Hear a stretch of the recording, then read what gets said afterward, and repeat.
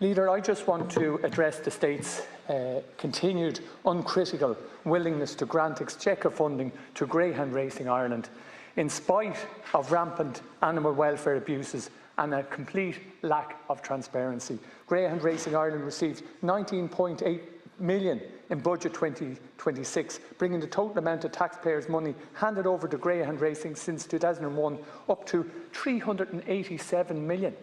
And when you look at the League of Ireland, it got £3 million, and they're expected to be grateful for it. In 1 year, £3 million in 1 year for League of Ireland football, and they're expected to be grateful. And Greyhound Racing gets £19.8 million. It's insane. I very much hope that this is an issue discussed thoroughly before this allocation is approved. There are valid concerns regarding animal welfare in greyhound industry, particularly in relation to breeding practices and humane treatment during and after races.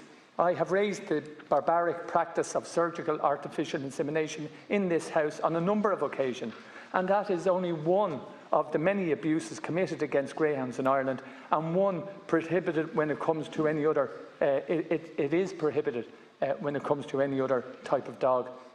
The State has a responsibility to ensure the well-being and welfare of greyhounds involved in the industry, and I'm deeply concerned by the lack of scrutiny given to the greyhound industry and their increasing allotment of taxpayer funding. I recognise that greyhound racing provides social and economic benefits in specific communities, but it is vital that any state funding to this sector brings with it full transparency and accountability in terms of how it is spent.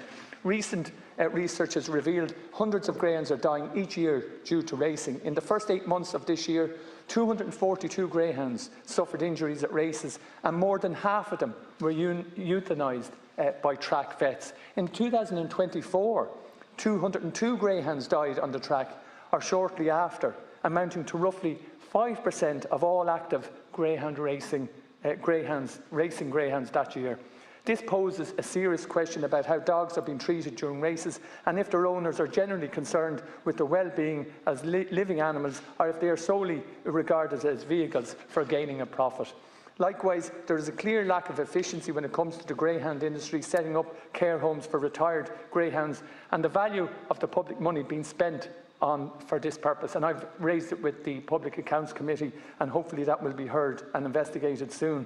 In March 2021, there was a commitment that there would be 4 care homes set up for greyhounds by the industry, but only 2 care centres have been set up since then. Last year, these 2 care centres together got $291,000 in funding, but only managed to rehome 36 dogs. It puts the bike shelter to shame. You know, it's up there with the bike shelter, and it is to be condemned.